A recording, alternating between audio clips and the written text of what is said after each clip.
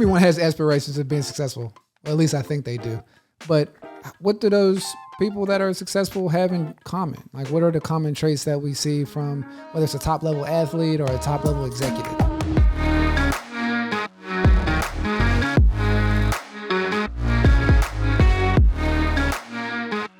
You're about to learn about the top 2%. In this little YouTube video, we're going to talk about the top 5 traits that the 2% have in common, whether it's a high school blue chip recruit all the way up to a C-level executive. Let's jump into it. First thing, they know what they want.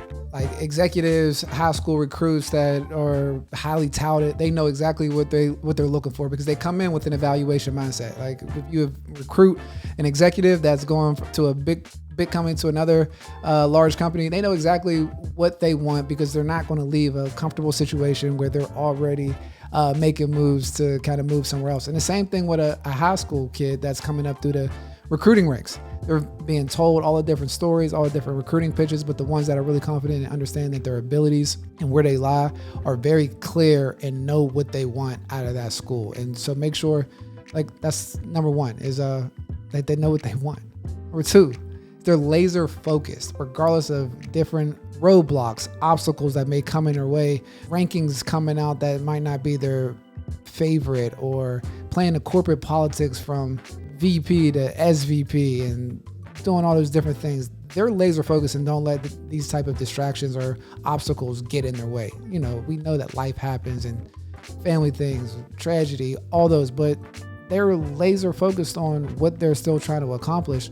And the thing that's really interesting when I'm talking about just laser focus, it's not a brute strength, like I'm just here, but they derive some level of what they're doing into their identity and their purpose. So that helps them stay laser focused on what they're doing. I remember some players that were recruited at Penn State, they just had this idea of what they wanted to accomplish, like whether it was off the field, on the field, and like that level of being focused gave a level of comfort to the staff, gave a comfort to everyone around because you know that they're going to be on their job. The same thing with a C-level executive. They're so focused on whatever they're going after that the certain tentacles or their mission is extremely clear. So if you don't have that and want to mimic the top 2%, start getting laser focused about what exactly you want out of your journey to success, right?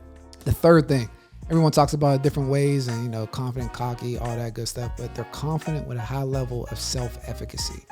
So the confidence is there. You see it, they exude it when they come in from knowing their abilities, knowing what they've accomplished, whether it's a high school recruit that's used to being the top player or the getting showered attention, or it's an executive that built up years of experience to garner this level of confidence in what they want to do.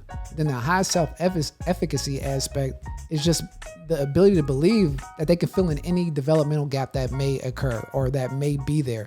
Actually, they want to know where they're weak so they can understand whether it's putting someone in place to help them there or how to develop. But just having that high level of self-efficacy just helps them separate themselves from the pack. And everyone else that you speak to, the other 98%, may be worried about the developmental gaps or trying to hide from them or shadow box a little bit, you know, just keeping the bad things in the shadow. So you have outbursts when someone pokes that piece that you don't want anyone to see. Like they don't really have that, or they just absorb it and own it. And it's very evident in how it comes out in their performance, how it comes when they're met with defeats, whether it's on the field or not getting a job that they may want in the executive ranks.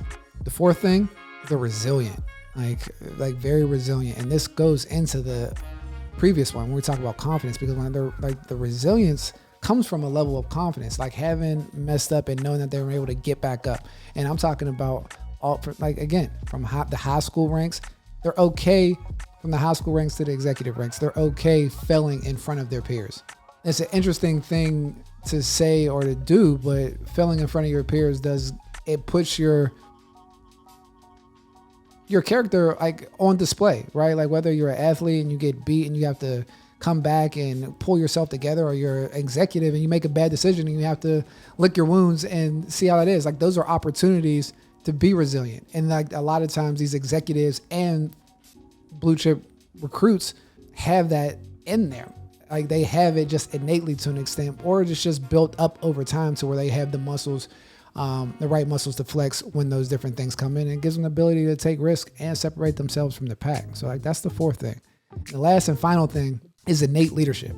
I know you can learn leadership through a lot of different ways. You can go to school, you can get your doctorate in organizational leadership from organizational structures and systems and so many books on how to be a great leader. But at the end of the day, that innate leadership is it gravitates people towards you, right? When you see that happen to other people, when natural leaders walk in, people, again, they gravitate towards them. There's they embody the previous 4 traits that we mentioned. They know what they want. They're laser focused. They're confident. They have a high level of self-efficacy, and they're resilient, right?